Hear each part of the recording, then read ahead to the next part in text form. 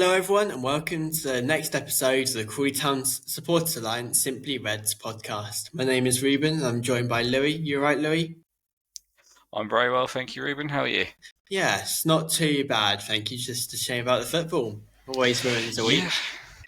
Yeah. It certainly ruined our Saturdays. That's for sure. It was a tough result to take. Yeah, I think the biggest positive from Saturday is that we've got a new Reggie, designed somehow by the biggest Jensen, positive. Yeah. 10-year-old Jensen. What are your thoughts on the new Reggie? I quite like it. To be fair, I think it's obviously going to take a bit getting used to because we're all so used to the old Reggie that we had for I don't know how long, such a long time. But yeah, and I think it's about the kids. If the kids like it, if the kids like the new Reggie, then that's the main thing. And also, if the person inside the suit is being suffocated by years of built-up sweat and another whatever else, then I think that's also a big positive. So yeah, a new, clean-looking Reggie is a welcome addition to the Broadfield Stadium. Rumour has it as Preston Johnson inside. Is that why he's been seen in the East Stand recently? That would make sense. Yeah, he just wanted to prepare himself. That was why.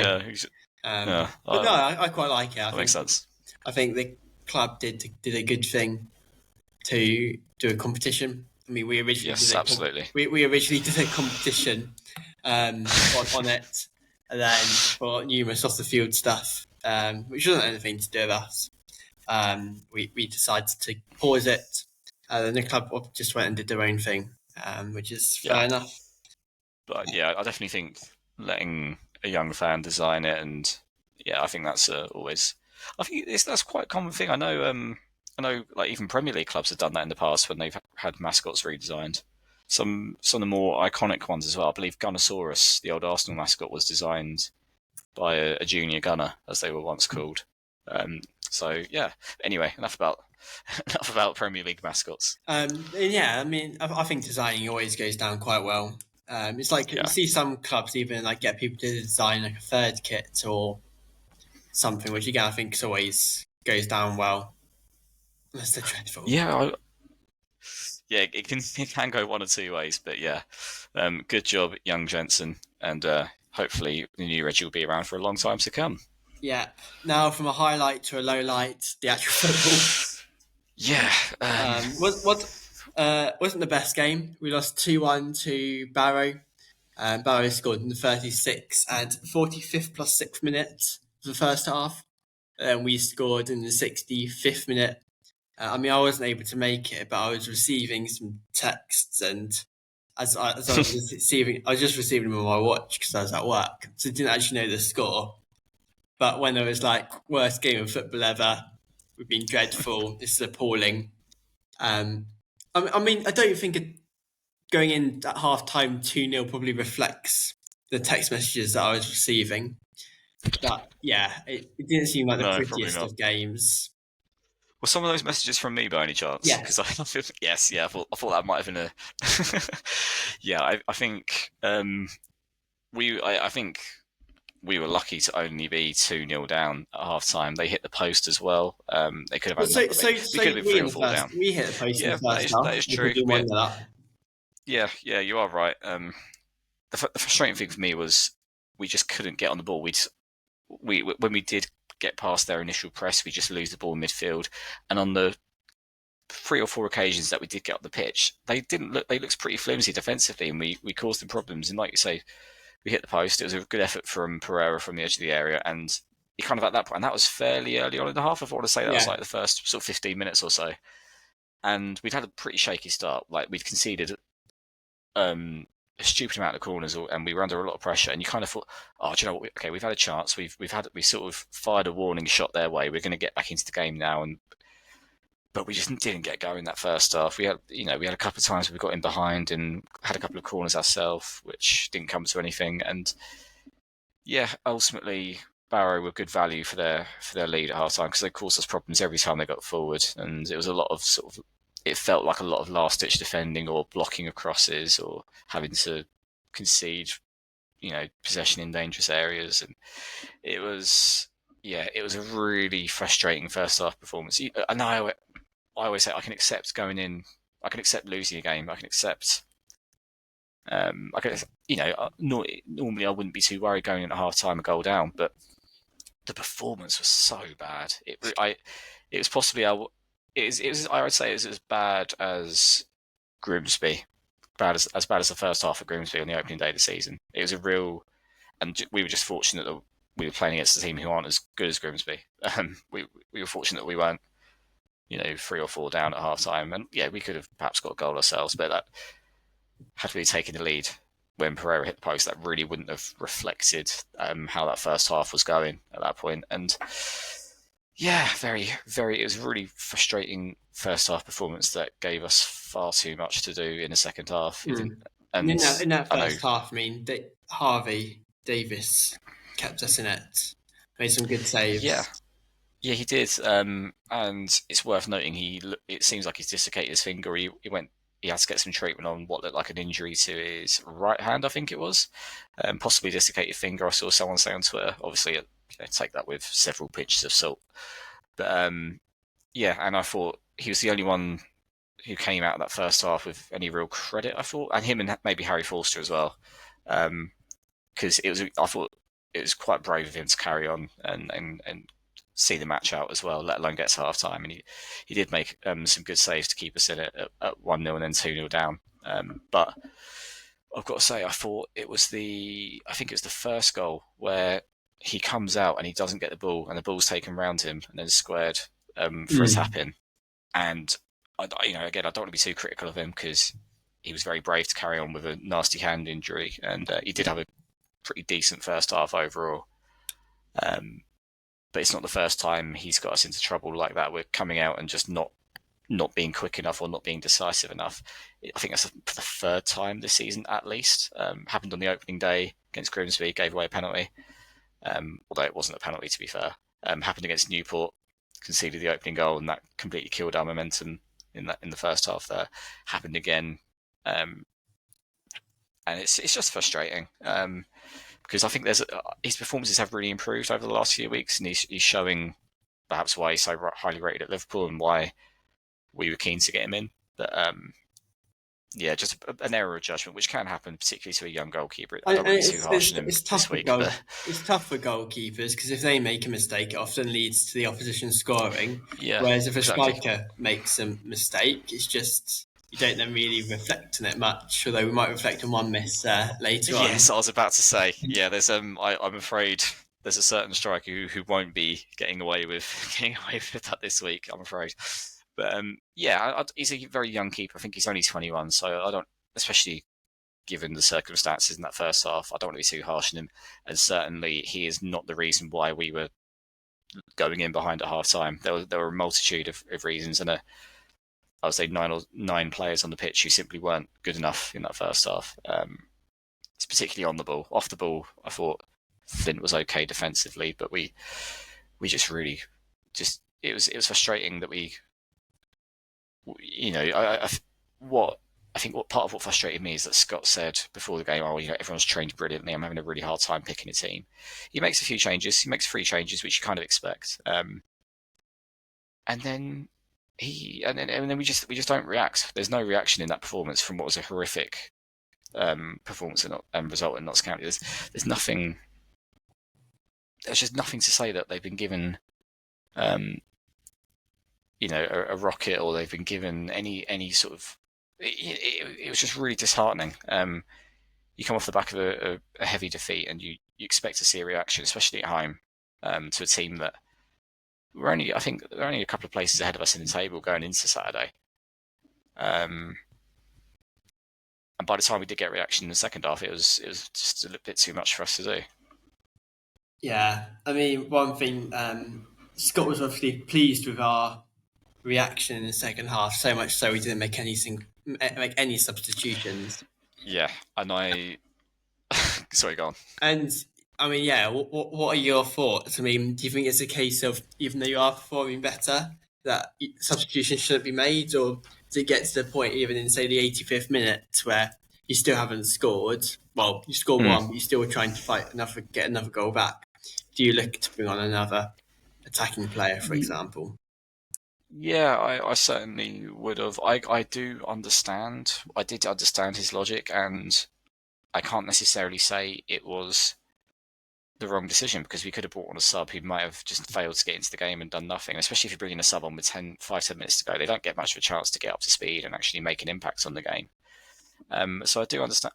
I personally would have taken Holohan off. And I think the problem is, I feel like the problems we had in the first half, where we had the midfield was just getting bullied almost. We kept losing the ball, and we needed someone who could get on the ball and carry it and get us up the pitch. And that would have been Kaheem Dixon for Holohan. I think if we'd have started with Dixon instead of Holohan, it would have solved a lot of our problems, because he's so good at getting on the ball, getting past the challenge, and he's so direct. He can pick out a pass.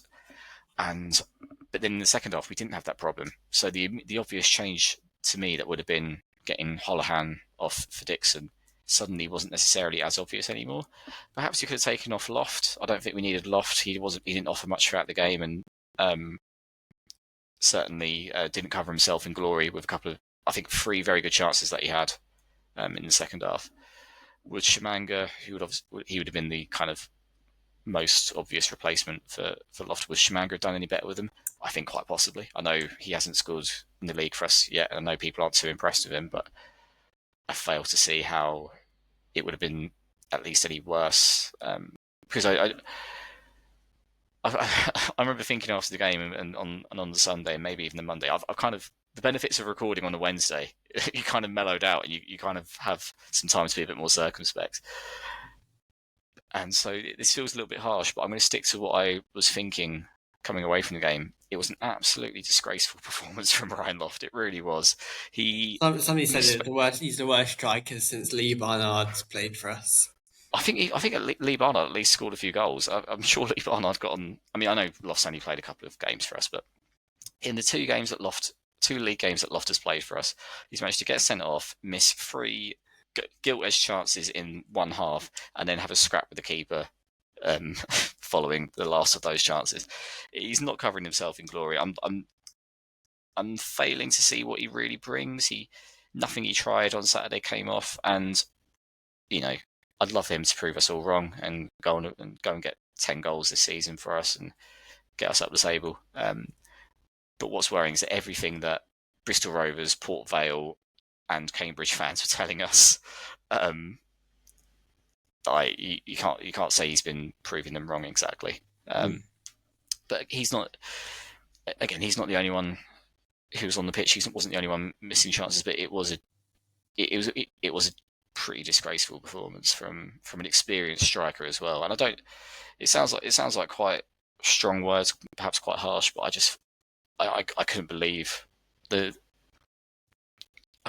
he didn't score any of those chances. There's one where the ball pops up at head height for him, and he just heads it straight back to the keeper. Either side of the keeper, it goes in. And there's the one right at the end where he has a shot that's blocked. He probably should have scored that. And then it pops up, and he somehow manages to put it over the bar. He doesn't even get it on target. And it's one of those. I literally had my head on my hands for a whole minute after that. I couldn't believe. I think a lot of people, especially around where I was standing, just couldn't quite believe that he hadn't scored, and couldn't quite believe that we hadn't got something from the game. And that kind of leads me on to my next point, which was going to be, it feels like we should have got something from the game. We should have at least drawn. The performance in the second half was such a massive improvement. We were all over them. We absolutely battered them for the whole half. But that being said, if you perform that badly in the first half, and you give yourself that much of a mountain to climb, you probably don't deserve anything. You can't perform like that in the first half. That's often play really well in the second half, though, hasn't it? Like, yeah. Perform especially this season. First, perform well in the second. Yeah, it's a really concerning trend. You're right to point that out. It is concerning because too many times this season we've had a good half and then a bad half, or then a bad half and a good half. You look at Tranmere at home, we're excellent in the first half, should have been 2 or 3 up at half time, and then never came out in the second half and earned the right to play. We just offered nothing. You look at, there's maybe 2 games that I can think of where we've played well for 90 minutes, and that was MK Dons. That was a game that could have gone either way.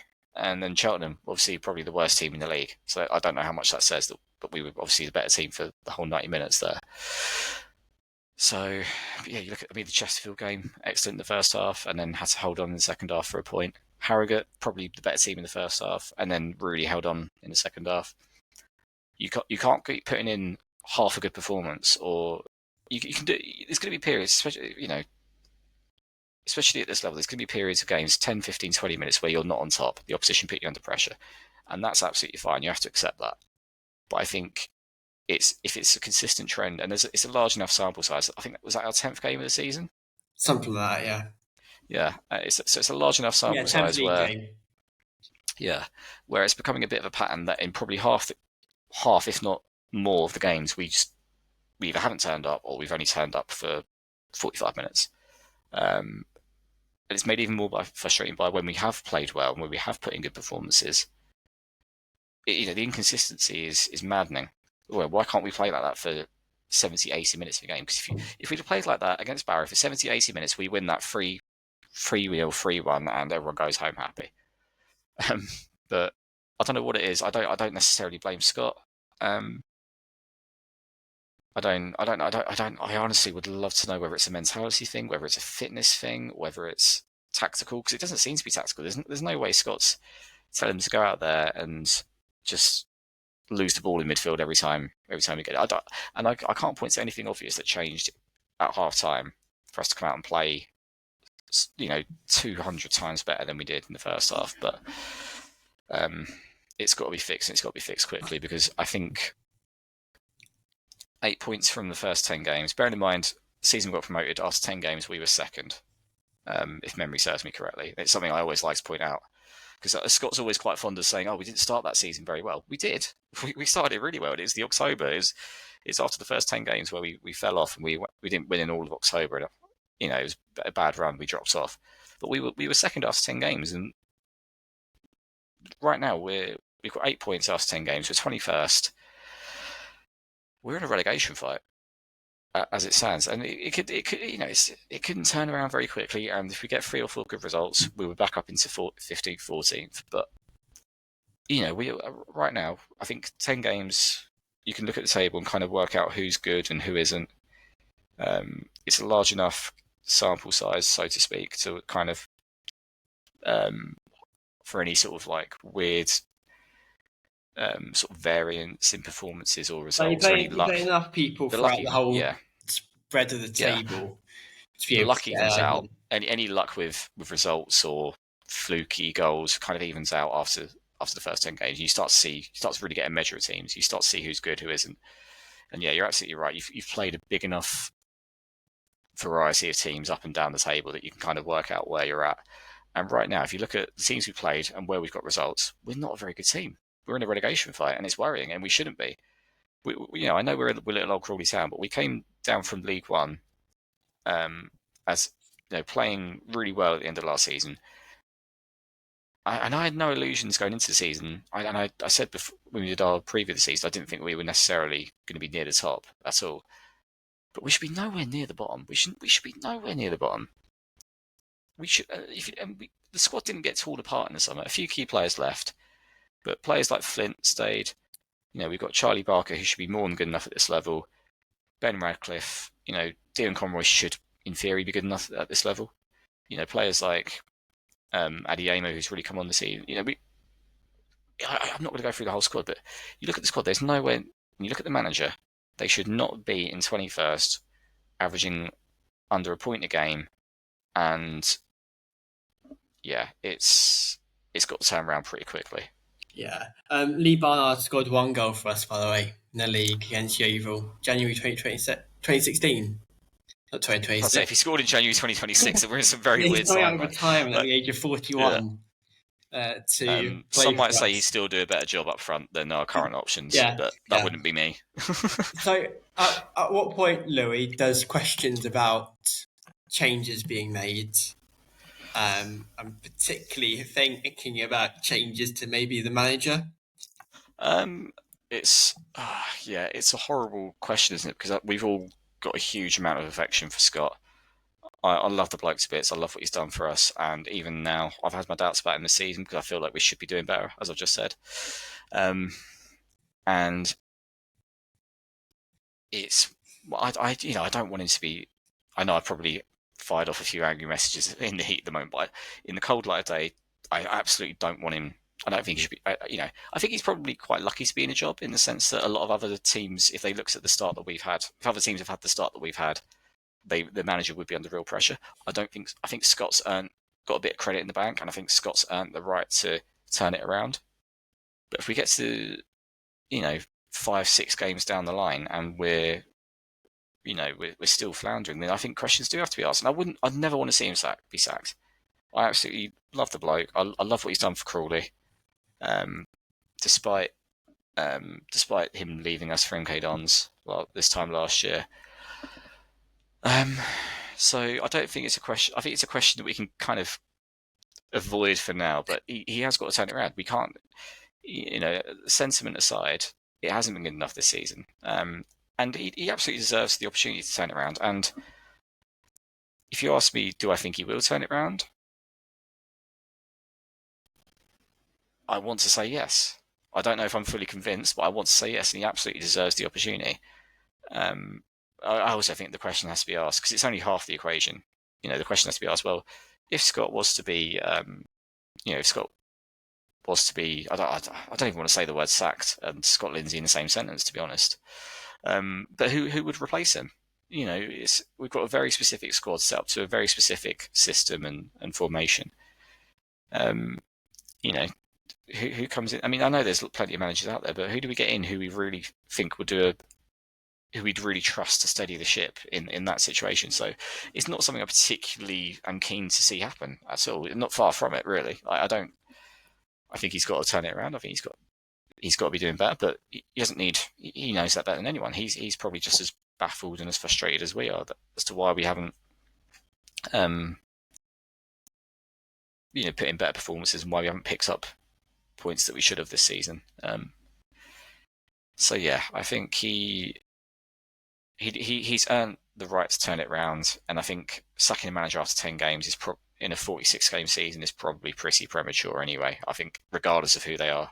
Yeah. That being said, I think Kevin Betsy was 8 or 9 games in, and that was about 8 games too late. So yeah, I mean, but no, Scott's obviously far above that. This is one of the reasons why I wasn't hugely keen on him coming back. I felt he was probably what we needed towards the end of last season. But from a long-term perspective, I'm just worried that he's going to, I don't think, ruin his reputation of what he did at Crawley 2 seasons ago. But I'm just slightly worried that he won't necessarily leave on a high. Yeah, I mean, like what he did when he left us for Milton Keynes. Yeah. I mean, we've got a tough game on Saturday against Cambridge United, who are currently 10th. And I did not realise this, but as I've got the table up, I didn't realise that Grimsby beat Cheltenham 7-1 on the weekend. Yeah, which is obviously good news for us at this point. And I mean, yeah, any results that are going our way, even at this stage of the season, early on, are good news. Obviously, Cheltenham were down to 10 men, I think, for quite a while in the game. 9 men. 9 men, there you go. They got 2 red cards. Yeah, it makes you feel better about going to Grimsby and losing 3-0, doesn't it? Yeah, it does. But Cambridge is going to be tough. It's at their place. There's quite a few Crawley Cambridge links. So Jack Wells plays for Cambridge. Did he? Scott Malone, of course, went to Cambridge for a bit last season after he left us. I think one of the few games he did actually play for Crawley was against Cambridge. We also have Ryan Loft as well. It'd be interesting to see whether he's actually able to play. Yeah, I did wonder about this. I wonder if Cambridge were particularly keen to say that he could play against them. I think we both watched enough football to know that if he does play, especially after I've spent this podcast kind of berating him a little bit, being particularly harsh on him, he's going to score. If he starts on Saturday, he will score. And honestly, I hope he does. Obviously, I hope he scores, but in particular, I think it would be very funny and just very poetic if he did score his first league goal for us at Cambridge, and he'd have full. He'd be well within his rights to just give it. Give some sticks at all four corners of the ground as well, I think. Yeah, But yeah, he would. And also, Solly Kai plays for Cambridge at the moment, but played for does he? Crawley. Oh, that would have been was that 2013 around then? He was Yeah, on loan from Palace. 2013, 2014. Yeah, got him on loan. 5 games he played for us. Yes, what's your predictions for the game? I'm not confident. This will be my first away game of the season. Much to my sorrow, I've not been able to make any of the previous ones. But yeah, travelling up on Saturday, and it's more in hope than expectation because I think Cambridge are probably a pretty good side. I think 10th might. They're especially very well organised defensively, and off the ball. You know what you get with a Neil Harris team. They're tall, they're strong, they're organised off the ball, and they punish you on the counter. And just looking, I don't know, XG doesn't tell the whole story. I know not everyone's a fan of it, and it can be a bit deceiving. But if you look at the table purely based on XG, and obviously that's not how football works, but Cambridge are third in the table for their expected goals minus their expected goals against, which basically gives you a good idea of their performances in the first 10 games. We are down in something like 18th, which gives you a good idea of where we are as a side. Yeah, I think it'd be really tough if we go there. I'd take a point probably. If we go there and get a point, I think it'd be a really good point because especially at home, they're a solid side. They're going to. I think it'd be quite a low-scoring game. I struggle to see us breaking down, and I don't think they're not the most clinical teams. To be fair, they don't create loads of chances, but the chances they do create are good chances. So I can see it being like a 1-0 or a 2-1, but they've conceded I think less than a goal a game, which is obviously an excellent defensive record. I don't even know how many goals we conceded this season, but it's definitely. So Cambridge in the league have conceded 9 goals. Yeah. How many have we conceded? 17. Yeah. So I think that paints a pretty accurate picture. To be fair, yeah, it's going to be tough. There's no reason why we can't go there and play our football. They're not going to out-football us, so to speak. But I have real doubts about us going there and being able to get the space and the time that we need to play. I think they're going to be physical. They're going to stick it on us. It could be one of those games where we look a bit all over the place at times, purely because we just get battered off the ball. So we're going to need to turn up. I think we'll do well to get a point, but I'll go 2-1 Cambridge. Yeah, I mean, I'll be surprised if we get a point at Cambridge, particularly as how we've been playing recently. I mean, if we can get a draw, then I think that'd be good. If we can get a win, it'd be fantastic. But I think at the moment I'd take a draw. Come after spending lots of money on pints and expensive drinks in Cambridge. Well, I think you shouldn't have to spend any money on Saturday. You shouldn't have to buy any drinks because if anyone does see Reuben in and around the pubs of Cambridge on Saturday, make sure you get him a pint. It is his birthday on Saturday, and he will need all the alcohol in the world to get through the game. I think. Birthday so buy him a drink. Not required though. Yeah. Yes. No. Just birthday drinks and maybe some birthday shots as well because God knows we might need them. But yeah, I think we should be taking a few hundred up to Cambridge. I think. Yeah, it's not much difficult to get to. Is it? No. Thameslink. It normally is, but annoyingly, the direct Thames link from Crawley or Three Bridges isn't actually running on Saturday. Oh, no. So you got to change at St Pancras, or you got to change and get to King's Cross basically. and then go on from there. So it might be 1 or 2 changes depending on what time you're travelling. But anyway, and if you're not taking the train, but you do want to go to the game, GH coaches, as of the time of recording, do have spaces available, and they always run an excellent on-time and efficient service to get you to the game and back. So yeah, do book with GH coaches if you do want to go to the game. Need all the support we can get. But yeah, I think we should be we took about 500 up to Cambridge last season, and obviously Eddie Adiemo scored from an impossible angle to give us a 1-0, a slightly undeserved 1-0 win. So hopefully we can bring a similar amount. I'd be surprised if we bring 500, because I bought my ticket on Sunday, I think, or Sunday or Monday, and I was number 203 or something like that. So hopefully we can bring 300-400. That'd be a decent turnout.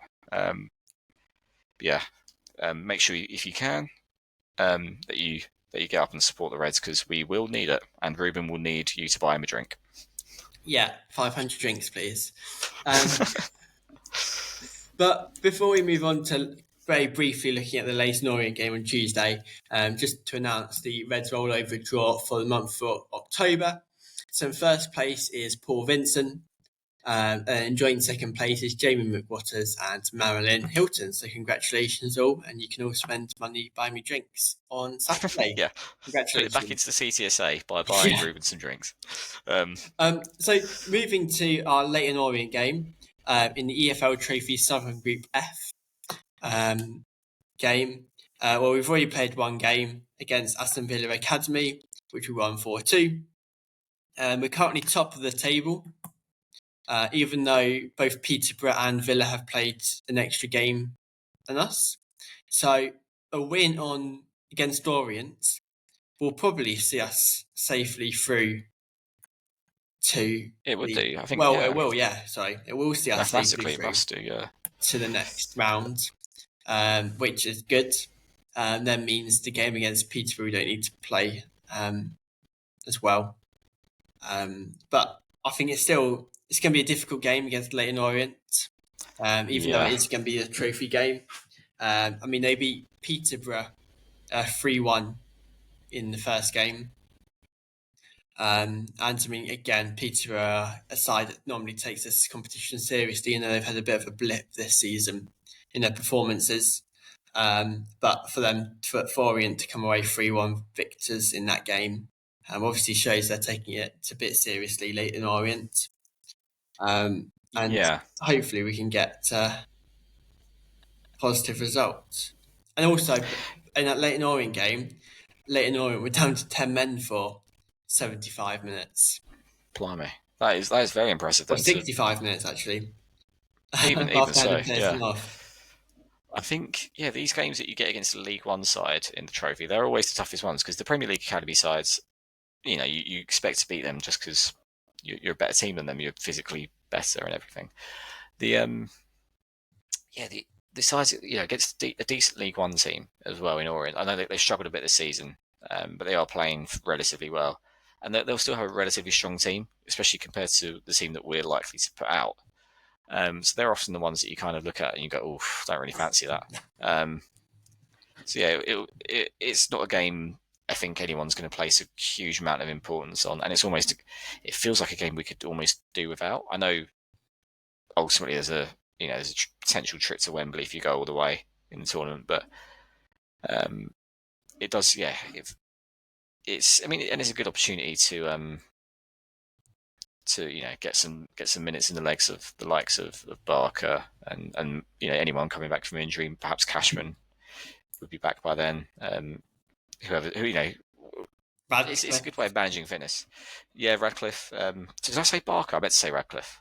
You said Barker. Sorry. Barker's had lots of minutes this season. I did mean Ben Radcliffe. Thank you for pulling me up on that. Wallacott as well. Yeah, obviously Wallacott, who we might actually have to see. Yeah, I was going to say he might play on Saturday potentially, depending on what the injury is like. Yeah, I mean, if it is a dislocated finger, I'd be surprised if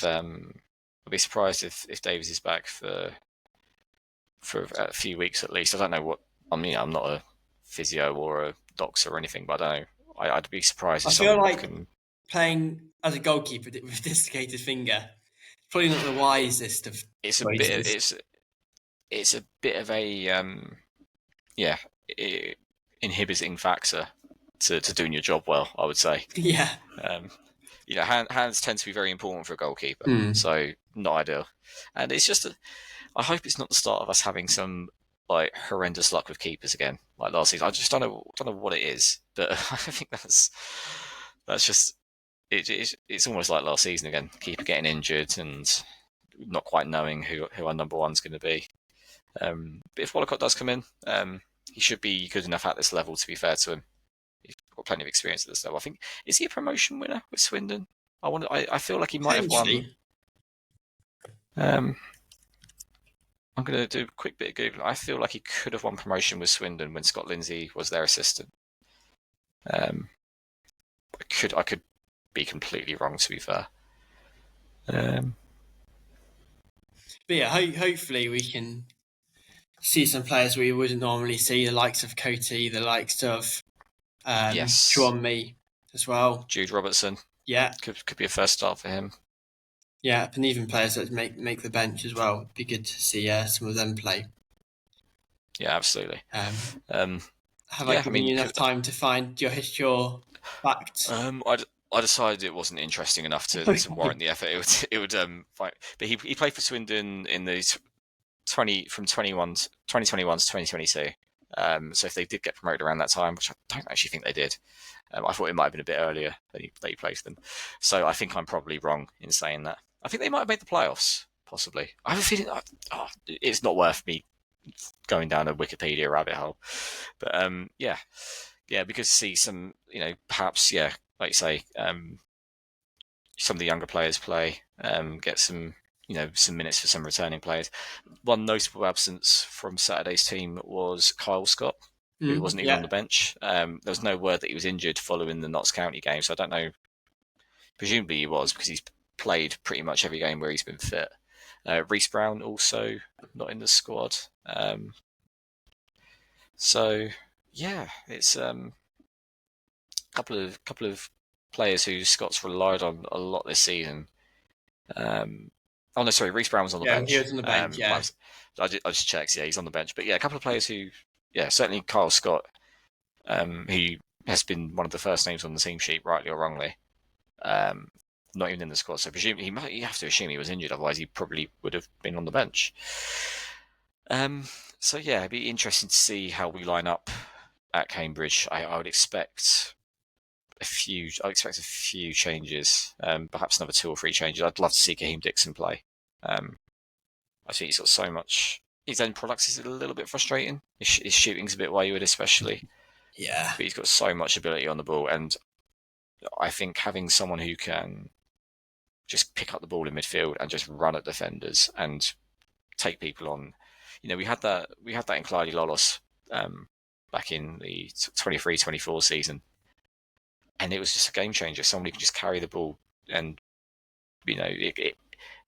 those sort of players, they kind of transcend any sort of tactics or any sort of game plan that the opposition might have, because you can't legislate for a player who can carry the ball 40 yards and beat 2 or 3 players and open up space and get a shot off or get a pass off. Those players almost they're so invaluable, particularly at this level. So if you've got someone like that. Yeah, he's only 18 or something. His end product's going to be a little bit frustrating. If his end products was the finished, if he was the finished article, he'd be playing for Charlton in the Championship. So you got to kind of expect a little bit of you got to expect it to be a little bit raw. But there's so much talent there, and there's so much pace, and he's just he gets you off your seat. He's the sort of player that I stand in the terrace, so it gets me off my proverbial seat. But gets you your tiptoes. Yeah, it gets me on my tiptoes, and I'm not the tallest, so I'm often on my tiptoes when I'm in the terrace anyway. But yeah, for me, I'd like to see Kaheem come in. I'd maybe like to see Shamanga come in. I know it's our options up front are a little bit kind of uninspiring outside of Harry McCurdy, but you'd have to assume that 2 or 3 changes will be made. I wouldn't start Holohan. I don't think it's the sort of game that he's going to thrive in at all. And I think we haven't got the players to try and go toe to toe with Cambridge physically, so you need something a bit different. You need someone who can just burn past players and You need someone who can, create from deep and just cause a bit of chaos. So I'd like to see a few changes made. That's a very long way of saying that. Yeah, well, hopefully we can get 3 points on Saturday and start to kick on. Hopefully another run. We need another run. A few good results, and things will look a lot better. Yeah. It's still early enough in the season that we can make something of it, even if it's just mid-table mediocrity, which would be very welcome at this point. No, definitely. Well, thanks very much, Louie, for joining Pleasure me as always. on this episode. And come on, you Reds. Come on, you Reds, and we'll see you on Saturday.